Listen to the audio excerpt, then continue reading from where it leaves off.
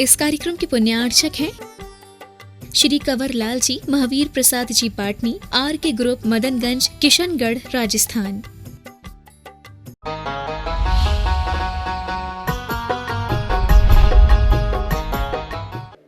किसका? सुकर।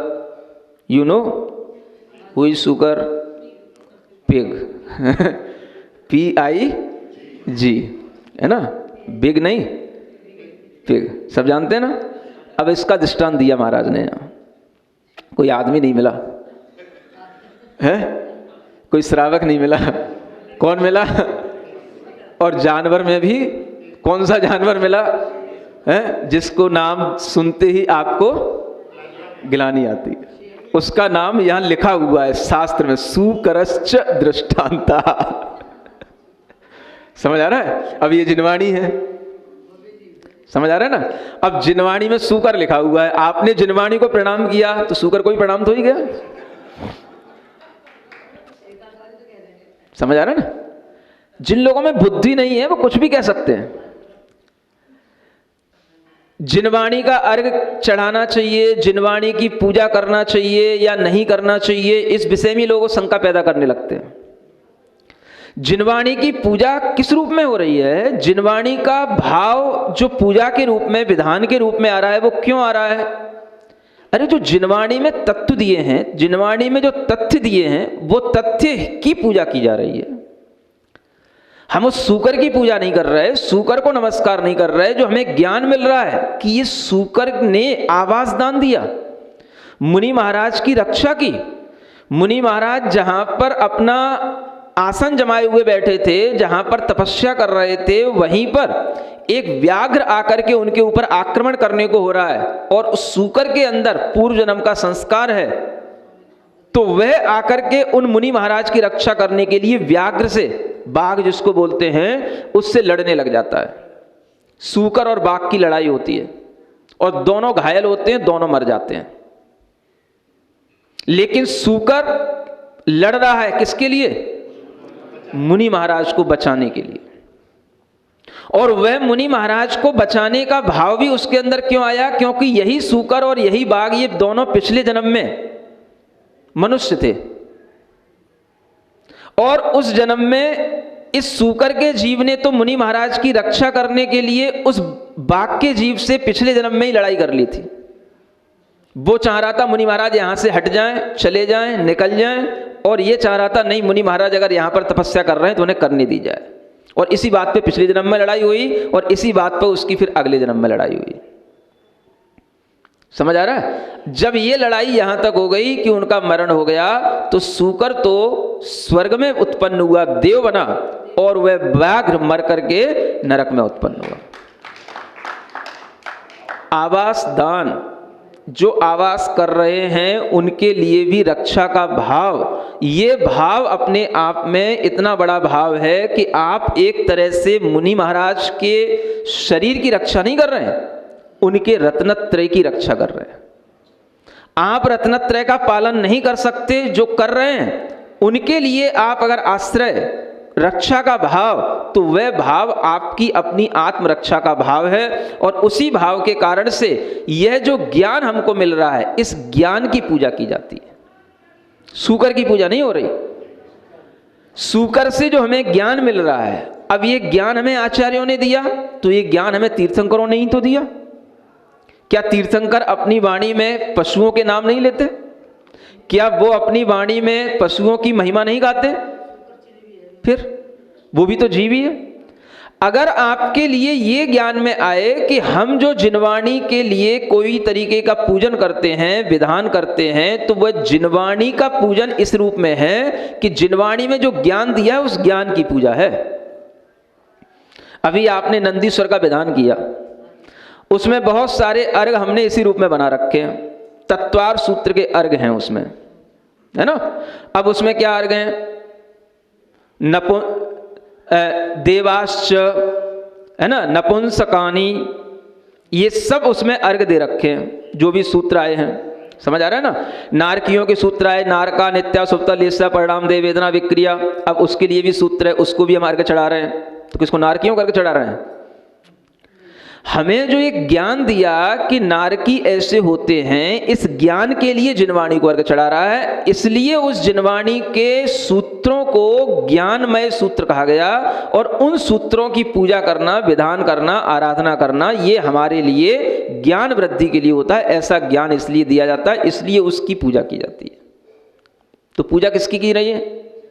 नारकियों की नहीं कर रहे हैं। कई लोगों के यही ज्ञान में आता है, नहीं समझ आ रहा है। नारक सम्मूर्छनो नपुंसकानी, हाँ, अब क्या नपुंसकानी, और उसको हम अर्घ चढ़ा रहे हैं। तो ये हमारी बुद्धि का भ्रम है कि हमें ये समझ नहीं आ रहा हम अर्घ किसको चढ़ा रहे हैं। हमें ये ज्ञान जो मिला है वो ज्ञान नारक और सम्मूर्छन जीव नपुंसक होते हैं, ये जो ज्ञान मिला है इस ज्ञान की पूजा कर रहे हैं। और ये ज्ञान किसने दिया? तो ज्ञान हमें तीर्थंकरों ने दिया, आचार्यों ने उसको लिपिबद्ध किया। इसलिए उस वाणी की हम पूजा करने के लिए उसको अर्घ चढ़ा रहे हैं। इसलिए वो तत्वार सूत्र का विधान, तत्वार सूत्र की पूजा का मतलब यह है कि उसमें जो ज्ञान दिया गया है उस ज्ञान की पूजा है। समझ में आ रहा है? न कि उसमें नारकियों की पूजा हो रही है, कि सम्मूर्छन जीवों की पूजा हो रही है, कि नपुंसकों की पूजा हो रही है, ये नहीं है ना। ये दिमाग में रखना चाहिए, तभी आपको समझ में आएगा कि नंदीश्वर विधान में कितनी बड़ी बड़ी चीजें हैं। जो उसमें ये लिखा है कि नारक जीव ज्ञान प्ररूप काय जिन चैत्याय नमः। तो इसका मतलब क्या है कि ये जिनेंद्र भगवान है और इन्होंने हमें क्या ज्ञान दिया? तो नारकी जीवों के ज्ञान की प्ररूपणा इन भगवान ने की, इसलिए जो है हम इनके लिए अर्घ चढ़ा रहे हैं। तो भगवान जिनेंद्र देव तो सभी एक तरीके की प्ररूपणा करते ही हैं।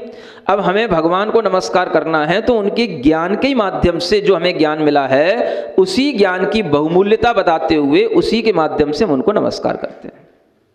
तो ये जो है ज्ञान होना चाहिए कि आजकल जो ये विधान में अनेक तरह से जो पूजा का हम जो एक भाव दे रहे हैं वो इसलिए कि उसमें आपके ज्ञान की भी वृद्धि हो। आप पढ़ेंगे तो उससे केवल इतना ही नहीं हो कि बस लड्डू पेड़ा बर्फी लाए भगवान आपको चढ़ा दिया, समझा, कुछ ज्ञान भी बढ़े। तो वो भावना से ये विधान की रचनाएं होती हैं। इसलिए भगवान की पूजा विधान से ज्ञान बढ़ता है। और किसी भी तरह की जो हम शास्त्रों की भी पूजा आराधना करते हैं उसमें कोई भी किसी भी तरीके का आपको कोई ऐसा पाप नहीं लगता जैसा कि आपके मन में भ्रम आ जाता है कि शास्त्रों की पूजा क्यों, शास्त्रों के विधान क्यों। समझ में आ रहा है? तो ये ध्यान में रखना है। सूकर का भी ये दृष्टांत इस रत्नकर्ण श्रावकाचार में लिखा है, तो इसका भी अगर कभी पूजा की जाएगी तो ये श्लोक भी हमारे लिए पूज्य है कि नहीं? अब ये श्लोक की वाणी हमारे लिए पूज्य है कि नहीं? ये भी आचार्य की वाणी है, तो जो भी वाणी उन्होंने लिखी है हमें वो मान्य होगी कि नहीं? तो जब हम इसकी पूजा करेंगे तो क्या करेंगे? सूकर का नाम लेंगे कि नहीं? जब इतने बड़े आचार्य सूकर का नाम लिख सकते हैं तो आपको मुंह से बोलने में कौन सा अनर्थ हो रहा है? समझ में आ रहा है? सूकरश्च दृष्टांत, हाथ जोड़ के पढ़ना है। क्या समझ में आ रहा है? हाँ, ये जिनवाणी है कि नहीं? विनय के साथ हाथ जोड़ करके, धन्य है वो सूकर का जीव जिसने मुनि महाराज की रक्षा करने के लिए अपने प्राण त्याग दिए, मर गया, पीछे नहीं हटा। हम तो ऐसा कभी कर भी नहीं सकते, सोच भी नहीं सकते। कितना अच्छा भाव है उसके अंदर, उस भाव को प्रणाम करो। समझ में आ रहा है? इसलिए जब हमें ज्ञान मिलता है तो हम देखें कि हम क्या कर रहे हैं, हमारा ज्ञान उस लेवल को छू रहा है कि नहीं छू रहा है। हम कभी किसके लिए कहाँ मर सकते हैं बताओ? किसके लिए हम प्राण न्यौछावर कर सकते हैं? एक जानवर के अंदर भी इतना भाव आ जाता है जो रक्षा करने के लिए बाघ से लड़ जाता है। आपके सामने बाघ आ जाए और आपके सामने मुनि महाराज बैठे हो तो क्या करोगे? बता दो, आज बता दो, सही से बता दो। महाराज आपकी आप जानो, मैं तो जा रहा हूं, मैं चला। अब बाहर आकर के भाग करके फिर 10 लोगों को बताओ, अरे अंदर बाघ चला गया, वहीं पर महाराज बैठे हैं, अब क्या होगा? तो 10 लोगों को लेकर के आओगे, तब तक तो काम ही निपट गया होगा। फिर करोगे हाँ हमने महाराज को बचाने के लिए 10 लोगों को इकट्ठा किया, हमने महाराज को बचाने के लिए बहुत किया, बचे नहीं, कुछ नहीं हुआ, अब क्या करें? हो गया काम। तुमने क्या किया? हल्ला किया, बस। तो हल्ला ही करना आता तुमको। समझ आ रहा है? आप सोचें कि इतनी बड़ी श्रद्धा, इतनी बड़ी भक्ति हमारे अंदर है क्या? जो यहाँ पर अगर आचार्य समद्वत महाराज सूकर का उदाहरण दे रहे हैं तो हमारे अंदर वो भाव है क्या? नहीं है। तो जिनके भाव उत्कृष्ट हैं हमें उनको प्रणाम, उनको अपने हृदय में बिठाना, उस जीव की श्रद्धा, उस जीव का भाव धन्य है जिसने इस तरीके का साहस किया। और उस साहस के परिणाम से ही आचार्य समंतबद्ध महाराज ने सूकर का नाम जिनवाणी के अंदर लिखा है। समझ आ रहा है? इसलिए यहां पर जैन दर्शन में जीव से घृणा नहीं होती, पाप से घृणा होती है। जीव चाहे कितना भी कैसा भी हो, किसी भी जाति का हो, किसी भी तरह का पशु हो, पक्षी हो, कितना भी कोई हो, मांसाहारी हो या कोई भी आहारी हो, लेकिन अगर उसका भाव सुधर गया तो वहीं से वह हमारे लिए उत्कृष्ट हो जाता है। ये बड़ी चीज है, ये जैन दर्शन की विशेषता है। पाप करते करते व्यक्ति जहां से सुधर गया, जिस क्षण उसके भाव में परिवर्तन हो गया, वो हमारे लिए आदर्श बन गया, उसका फिर हम नाम लेंगे। ये विशेषता को ध्यान में रखते हुए आचार्य यहां पर हमें श्रावक धर्म का उपदेश दे रहा है। इसलिए भाव ये रखना है, अगर हमसे कोई भी व्यसन होते हैं, हमसे कोई भी पाप होते हैं, वो पाप अगर हम आज भी छोड़ देते हैं तो हम समझ लेना कि हम आज से ही अच्छा जीवन जीना शुरू हो गए, तुम्हारी धर्म में एंट्री हो गई, तुम्हारे लिए एक आदर्शता का जीवन जीने का भाव आ गया, तो दूसरे लोग भी तुम्हें अपने आप आदर्श मानने लगेंगे, तुमसे गिलानी नहीं करेंगे, यूं नहीं सोचेंगे तुम पहले क्या थे, आज क्या हो। और अगर तुम शुद्ध हो गए, आगे के लिए तुमने अपना संकल्प ले लिया कि मैं शुद्ध रहूंगा, तो मैं गारंटी देता हूं तुम्हारा नाम मैं लूंगा, तुम्हारी प्रशंसा मैं करूंगा। अगर कोई दूसरे कहें कि महाराज ये तो पहले बहुत सिगरेट पीता था, बहुत व्यसनी था, बहुत परिस्त्री सेवन करता था, मैं उसको समझाऊंगा, दुनिया से लड़ जाऊंगा, बताओ मेरे सामने आओ, ये संकल्प लो कि मैं आज से ऐसा नहीं करूंगा। फिर उसके बाद में दुनिया की बात पीछे, तुम्हारे साथ मैं हूं, मुझे बताना, मैं दुनिया को बताऊंगा कि ये सुधर गया, ये आदर्श व्यक्ति बन गया, अब तुम इसके पैर छुओ, मैं तुम्हारे पैर छुलवाऊंगा दुनिया से। क्या बात कर रहे हो? ये जैन धर्म है, जैन धर्म की विशेषता है। इसी विशेषता से यहां पर सूकर के और ये व्याघ्रों के नाम दिए जाते हैं। जब ये पूज्य हो सकते हैं, ये आदर्श हो सकते हैं, तो क्या मनुष्य का आदर्श नहीं हो सकता? समझ आ रहा है? ये ध्यान में रखो। इसलिए जिस दिन तुम्हारे मन में भाव आए कि मुझे अच्छा बनना है, उसी दिन सोच लेना, मेरे पास में आ जाना, अपनी मैसेज पहुंचा देना, इंफॉर्मेशन दे देना। और आपके लिए अगर ये लगे कि दूसरे समाज के लोग मुझे परेशान कर रहे हैं, तो मुझे बता देना, तुम्हारा नाम घोषित कर दूंगा मैं। समझ आ रहा है? कोई तुम्हारे ऊपर आपत्ति नहीं कर सकता। क्या बात कर रहे हो? अगर तुम इस तरीके से धर्म करने की भावना करोगे तो तुम्हारे लिए सब कोई समर्पित होएगा, सब कोई तुम्हारे लिए साथ देगा। एक साधु भी तुम्हारा साथ देगा इस बात पर कि तुम्हारा जीवन बदल गया है। समझ में आ रहा है? ये धर्म की विशेषता है। इस विशेषता को ध्यान में रख करके ही हर व्यक्ति धर्म को अपनाता है और धर्म को अपना सकता है। चाहे वो किसी जाति का हो, चाहे वो किसी बंधनों में पड़ा हो, चाहे वो किसी अपने ही धर्म में कोई बुरा काम करने वाला हो, वो सोच रहा हो कि अब मेरा उद्धार कैसे होगा, वो अपने अंदर हिम्मत बना ले, कर ले, उसके लिए रास्ता बिल्कुल साफ है। कोई भी दिक्कत हो मुझे आके बता दे। सुन रहे हैं? कान खोल के? हाँ।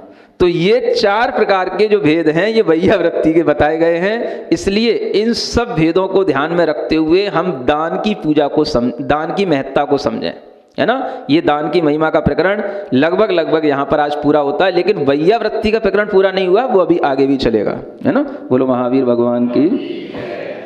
नमः श्री वर्धमानाय निर्धूत कलिलात्मने सालोकानां त्रिलोकानां यद्विद्यादर्पणायते। आचार्य समंतभद्र महाराज विरचित रत्नकरंडक श्रावकाचार्य ग्रंथराज में श्रावकों के लिए जो वैयावृत्ति का प्रकरण चल रहा है, उसी वैयावृत्ति के प्रकरण में एक और नया कथन शुरू होता है, भगवान जिनेंद्र देव की पूजा करने का। वैयावृत्ति का मतलब सेवा होती है, और सेवा के माध्यम से जो हमें मिलता है वो हमारे लिए महत्वपूर्ण होता है। एक तो गुरु की सेवा करने को कहा गया, जो कि विशेष रूप से वैयावृत्ति शब्द के माध्यम से आपको समझ आता है, प्रचलन में है। और अब यहाँ पर प्रभु की पूजा, भगवान की पूजा करने के लिए कहा जा रहा है, जो भी वैयावृत्ति के लिए ही है। और एक तरह से आप इसे भगवान की सेवा समझ लें। लोक में इसी को सेवा माना भी जाता है। जो भगवान की पूजा करते हैं, ऐसा कहते हैं हम भगवान की सेवा करते हैं। भगवान के मंदिर में जाकर के आराधना करते हैं, कहने में आता है भगवान हम आपकी बहुत सेवा करते हैं, बहुत पूजा करते हैं। तो समझेंगे आज कि भगवान की सेवा कैसे हो सकती है। क्या भगवान की पूजा करना भगवान की सेवा है या भगवान की पूजा से मिलने वाला जो फल है वो हमारी अपनी मेवा है। जो मेवा हम भगवान को चढ़ा रहे हैं वो वास्तव में है, या जो भगवान हमें दे रहे हैं वो वास्तव में हमारे पास में है। इन सब चीज़ों को समझने के लिए यह आचार्य समंत भद्र महाराज श्लोक नंबर 119 की में भाव रखते हैं। देवादिदेव चरणे परिचरणं सर्वदुःख निर्हरणं कामदुहि कामदाहिनी परिचुनियादाद्रतो नित्यम। इसी के साथ एक और छंद है जो पूजा से ही संबंधित है। अरहत चरण सपर्या महानुभावं महात्मनाम अवदत् भेकः प्रमोदमत्तः कुसुमेनैकेन राजगृहे। ये दो आर्या छंद हैं जिनके माध्यम से श्रावकों को एक शिक्षा दी जा रही है कि आपको जिनेंद्र भगवान की पूजा से क्या मिलता है, क्यों करनी चाहिए। जिनेंद्र भगवान की पूजा भी गुरु की सेवा की तरह आवश्यक है। और यह पूजा जो हम करते हैं वो देवादिदेव चरणे, किनकी की जाती है? देवादिदेव के चरणों की ये पूजा की जाती है। और जब देवादिदेव ऐसा नाम आ जाता है तो इसका मतलब ये हो जाता है कि जो देव हैं उन देवों के भी द्वारा जो पूजनीय हैं उन्हें देवाधिदेव कहा जाता है। जब भी कभी आपके लिए पूजा के लिए कहा जाएगा, आराधना करने के लिए कहा जाएगा, तो जैन दर्शन की ये विशेषता है कि मात्र पंच परमेष्ठी ही पूजा के योग्य होते हैं। और पंच परमेष्ठी में भी जब हम भगवान के जनालय में आते हैं तो वहाँ पर सिर्फ जो भगवान की जिन बिंब होते हैं वही पूजा के योग्य होते हैं। देवादिदेव के चरणों की पूजा करना, देवादिदेव की पूजा करना, जो देवों के भी द्वारा पूजे जाते हैं उनकी पूजा करना, यह जिस जैन श्रावक को आ जाता है वह जैन श्रावक वास्तव में जैन कुल में जन्म लेने का फल प्राप्त कर लेता है। जैन कुल में जन्म लेने के बाद में सभी जैन श्रावकों को ये आ जाए जरूरी नहीं है, क्योंकि देखता हूँ कि जैन श्रावक मंदिर में तो आता है, जैन मंदिर में आता है, लेकिन मंदिर में आकर के भी उसकी अंदर कोई ऐसी श्रद्धा नहीं होती, ऐसा विश्वास नहीं होता है कि हमें केवल मंदिर में बैठे हुए देवादिदेव की ही पूजा करना है। उसके मन में तो भ्रम होते हैं और उसे कुल परंपरा से जैन मंदिर मिला है तो वो जैन मंदिर में आ जाता है, लेकिन उसके मन में ऐसा कोई विश्वास हो कि मुझे जैन मंदिर में भगवान देवादिदेव की पूजा करने जाना है, इन्हीं की पूजा करना हमारा कर्तव्य है, इन्हीं की पूजा करने से हमें सभी प्रकार के दुखों का अभाव होगा, इन्हीं की पूजा से हमारे सभी मनोरथ पूर्ण होंगे, ऐसा विश्वास नहीं होता उसको। उस जैन श्रावक के लिए यहाँ पर कहा जा रहा है कि जिसे ये विश्वास नहीं है उसे भगवान की पूजा का कोई फल मिले कोई ज़रूरी नहीं है, क्योंकि पूजा का फल तो विश्वास से मिलता है। और विश्वास अगर आपका देवादिदेव के ऊपर होगा तो वो पूजा होगी। और अगर उन देवों के अंडर में रहने वाले या उन देवादिदेव की पूजा करने वाले देवों के ऊपर आपका विश्वास होगा, देवियों के ऊपर आपका विश्वास होगा, तो उस पूजा से आपको कभी भी कुछ प्राप्त होने वाला नहीं है। समस्या यह है कि देवादिदेव को हम जानते नहीं और देव और देवियों का हमारे लिए बहुत ज़्यादा ज्ञान रहता है और बहुत ज़्यादा उनकी प्रभावना रहती है, बहुत ज़्यादा उनका आडंबर रहता है। तो मन जो लगता है सबसे पहले, अट्रैक्शन जो आता है वो सबसे पहले वो देव देवियों के प्रति आ जाता है, देवादिदेव के प्रति नहीं आता।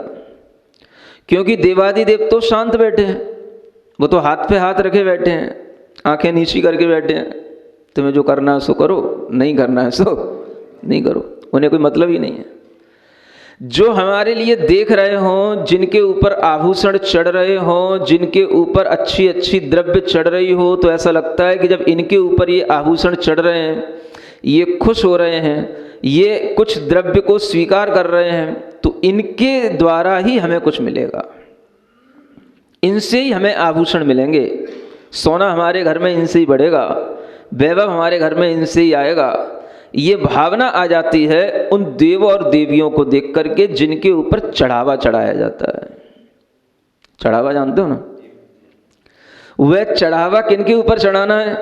तो भगवान के ऊपर तो कोई चढ़ाने नहीं देगा, और भगवान को चढ़ावे की जरूरत भी नहीं है, क्योंकि उनने तो जितना चढ़ा हुआ था वो भी सब उतार दिया और वो सब उतार करके ही देवादिदेव बने।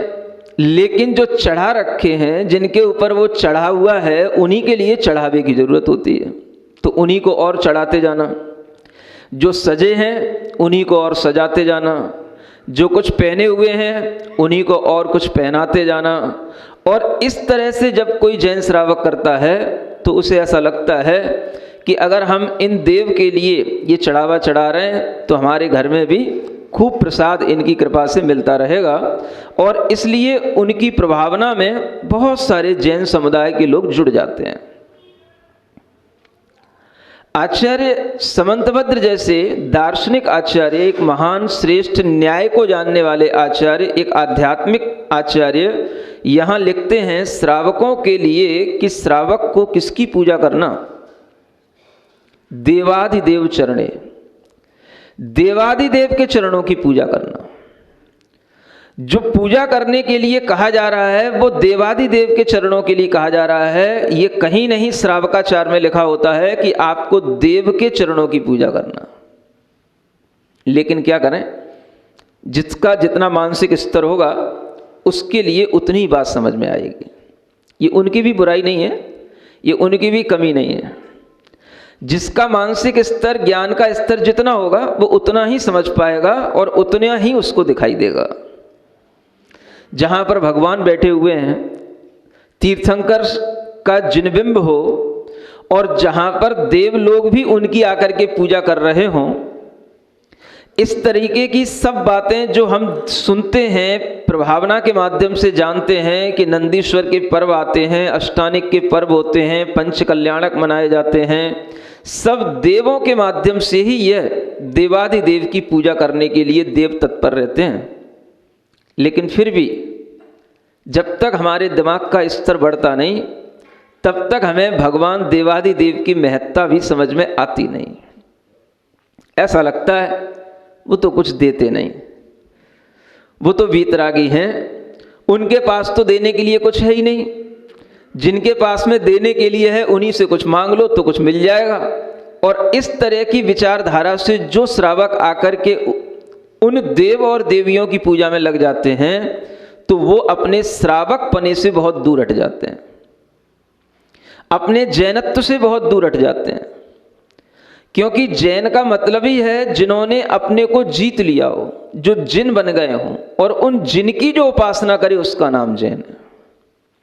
ये शब्द ही कह रहा है, जो जिनकी उपासना करे, जयति इति जैन है। किसको जीत लिया? तो कसाय आर्यन, कसाय रूपी शत्रुओं को जिन्होंने जीत लिया उनको जिन कहा जाता है। और उन जिन की जो आराधना करते हैं, पूजा करते हैं, उपासना करते हैं, उन्हीं के प्रति श्रद्धा रखते हैं, उन्हीं को जैन कहा जाता है। सुन रहे हो? कौन सुन रहा है? जैन सुन रहे हैं क्या? जैन सुन रहे हैं?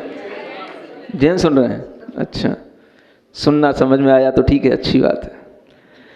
जैन के अंदर ये भाव अगर आए कि हमारे लिए पूजा के योग्य, हमारे लिए आराधना के योग्य केवल देवाधिदेव हैं, तो यही भाव उसका अपना जैनत्व का भाव है। इसी भाव से जैन संस्कृति आगे बढ़ेगी, इसी भाव से अन्य संस्कृति से जैन संस्कृति जो अपनी एक भिन्नता रखती है वो सामने आएगी। अन्यथा जितनी भी संस्कृतियां हैं सब देवी देवताओं में लगी हुई हैं। एक यही संस्कृति है जो देवाधिदेव की लिए पूजा करने को कहती है, वहां तक आपके दिमाग को, भाव को पहुंचाने के लिए कहती है कि आप अपने दिमाग का स्तर उठाओ, अपने भावों को बढ़ाओ, पूजा करो। किनके चरणों की करो? देवाधिदेव के चरणों की करो। लेकिन ये समझ आता नहीं है। बुद्धि वहीं पे चलती है जहां पर हमें जलसा दिखता है, बुद्धि वहीं पर हमारी लग जाती है जहां पर हमें तरह तरह के चढ़ावे दिखाई देते हैं, बुद्धि वहीं पे लग जाती है जहां पर हमें तरह तरह के आडंबर दिखाई देते हैं। और इस तरह के जो आडंबर हमारे सामने आते हैं उनमें हम चाहे समाज के रूप कारण से, चाहे हम किसी भी प्रकार की अपनी और समाज की बातें हैं, मान मर्यादा की बातें हैं, रिश्तेदारियां हैं, इस कारण से अगर हम उन चीज़ों से जुड़ते हैं तो भी आचार्य कहते हैं आप अपने जैनत्व का नाश कर रहे हैं। जैन माने जैन, यहां ढिलमुलपना नहीं चलता। यहां तो सिर्फ एक भाव से एक काम होता है और वो भाव कभी बदलता नहीं है। जिनेंद्र भगवान का जो वीतराग भाव है वही वीतराग भाव ही सब कुछ है।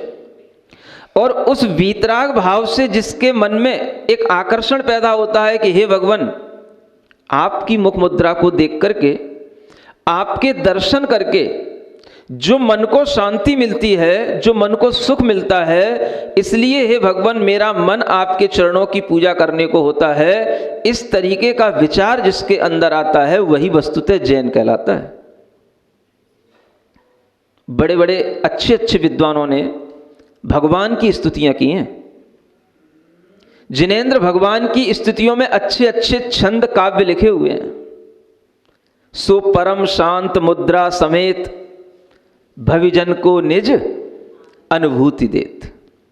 ये दर्शन पाठ है। ये भी एक जिन भगवान की परम शांत मुद्रा को देख करके भव्य जीवों को ऐसा निज अनुभव होता है कि हे भगवान यही शांत स्वरूप, यही शांत भाव मेरा है और ये शांत भाव आज तक हमने प्राप्त नहीं किया, इसीलिए हम संसार में भटक रहे हैं।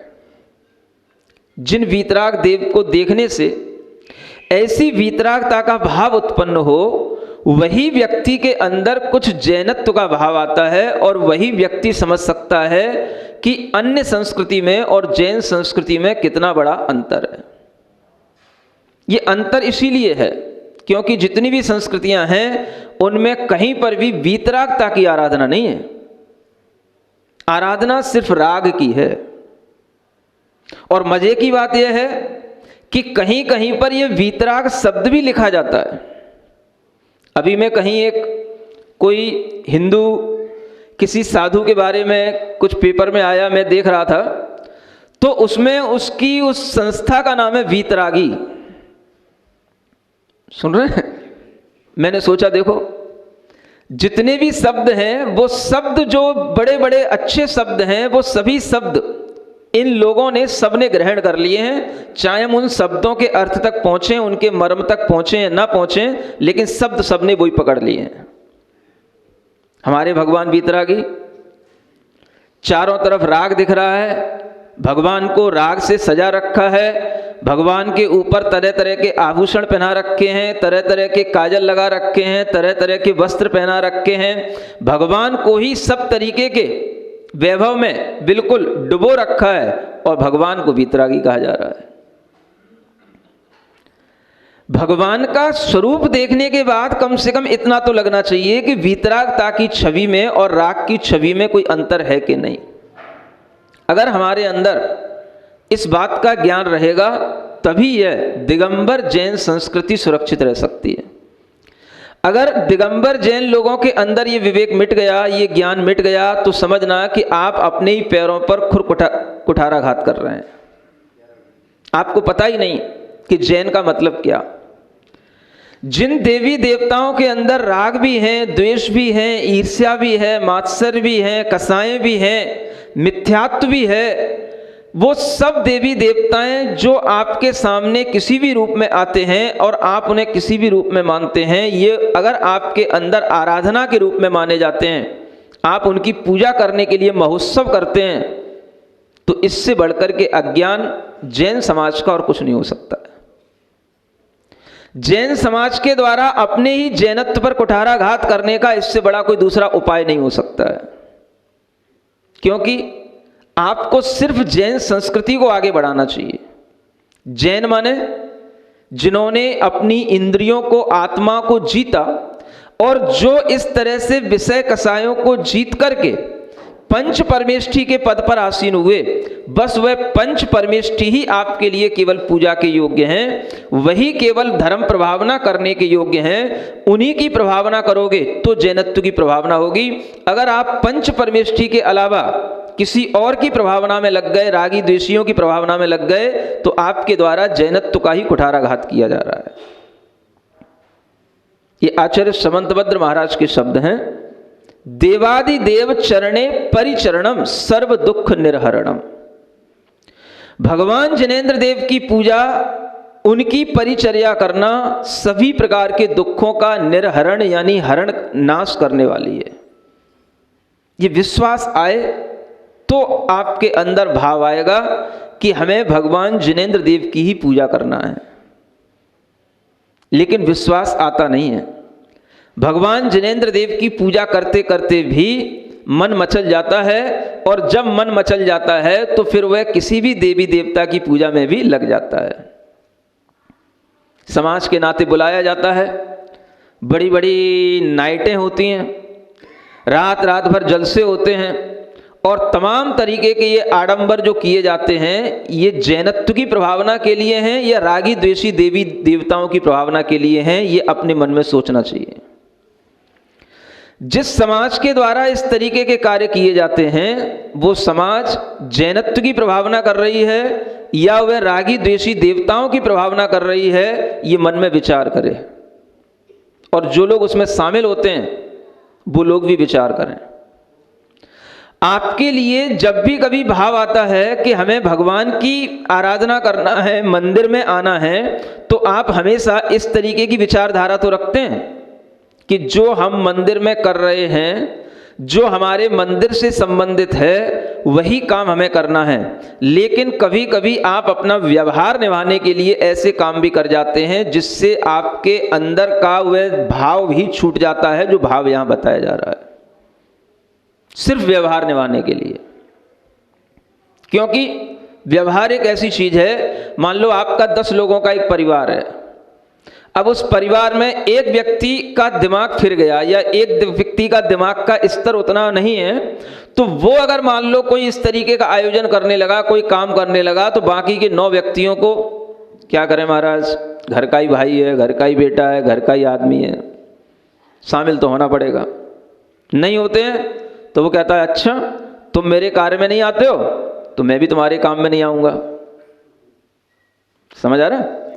एक व्यक्ति अगर मिथ्या दृष्टि है तो वो 9 सम्यक दृष्टियों को डिगा रहा है, लेकिन 9 सम्यक दृष्टि मिलकर के एक मिथ्या दृष्टि को नहीं डिगा पा रहे हैं। ये पंचम काल है। समझ आ रहा है ना? इसको पंचम काल कहते हैं। व्यवहार इतना महत्वपूर्ण है, घर परिवार चलाने के लिए अपने व्यवहार को बनाना इतना महत्वपूर्ण है कि हम उसमें शामिल होकर के जैन धर्म के लिए इतने बड़े बड़े आयोजन करके लोगों को मिथ्यात्व की ओर ले आते हैं, मिथ्यात्व में डाल देते हैं। कभी ये नहीं बताते कि भगवान जिनेंद्र देव की पूजा से ही सब प्रकार के दुख मिटते हैं, हरे जाते हैं, तो हमें अन्य कहीं जाने की कोई जरूरत नहीं है।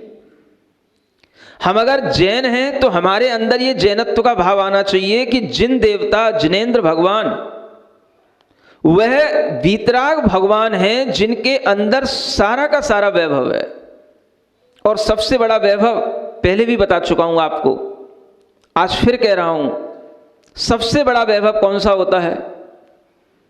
जो बाहर हमको सोना चांदी दिखता है वो, राज मुकुट लगाए राज सिंहासन पे कोई बैठा हो वो, अच्छे अच्छे चमकीले और रत्न जड़ित कोई वस्त्र पहने हुए हो वो, ये वैभव है। अगर हम ऐसा भी किसी एक मूर्ख के लिए पहना दें, कोई मूर्ख व्यक्ति हो और उसको हम खूब ये सारा का सारा सजा दें, उसको नहीं समझे, तो आपके लिए भाव बनेगा कि हम उसकी पूजा करें? वैभव कहां से आता है? अगर ज्ञान होगा तो आपको मेरी बात समझ में आएगी। जो आचार्यों ने कहा है, ज्ञान लक्ष्मी घनाश्लेष, सबसे बड़ा वैभव है ज्ञान का वैभव, ज्ञान की लक्ष्मी। जिनके पास में जितना बढ़ा हुआ ज्ञान होता है वो उतना ही वैभव संपन्न कहलाते हैं। इसलिए जिनके पास में केवल ज्ञान है वो वैभव संपन्न है, जिनके पास में यह ज्ञान रूपी वैभव है वही सबसे बड़ा वैभव है। अगर ये ज्ञान का वैभव नहीं है और बाहर का वैभव कितना ही ओढ़ लिया जाए तो कोई भी व्यक्ति जो समझदार होगा वह कभी भी मूर्ख की पूजा नहीं करेगा, चाहे वो कितने भी आभूषणों से लदा हुआ हो। होना क्या चाहिए? ज्ञान होना चाहिए। ज्ञान कहां से आएगा? जब ज्ञान चक्षु खुलेंगे तो ज्ञान आएगा। ज्ञान की आंखें से देखोगे तो ज्ञान आएगा। ज्ञान भीतर होगा तो आपको ज्ञान ही ज्ञान दिखाई देगा, और ज्ञान नहीं है तो आपकी अज्ञानता से दुनिया में सब जगह आपको अज्ञान ही अच्छा लगेगा। आचार्य कहते हैं सबसे बड़ा अज्ञान ये राग और द्वेष की आराधना करना है। राग द्वेष द्वयी दीर्घ नेत्राकर्षण कर्मणा अज्ञाना सुचिरम जीव संसार आब्दौ भ्रमत्यसौ। एक इष्टोपदेश में आचार्य कहते हैं राग और द्वेष की ये बड़ी बड़ी रस्सियां या बड़े बड़ी भावनाएं कसाएं हमारे अंदर पड़ी हुई हैं, जिनके कारण से हम अज्ञान से संसार रूपी समुद्र में डूबते रहते हैं और इस समुद्र में हमेशा डुबकी लगाते रहते हैं।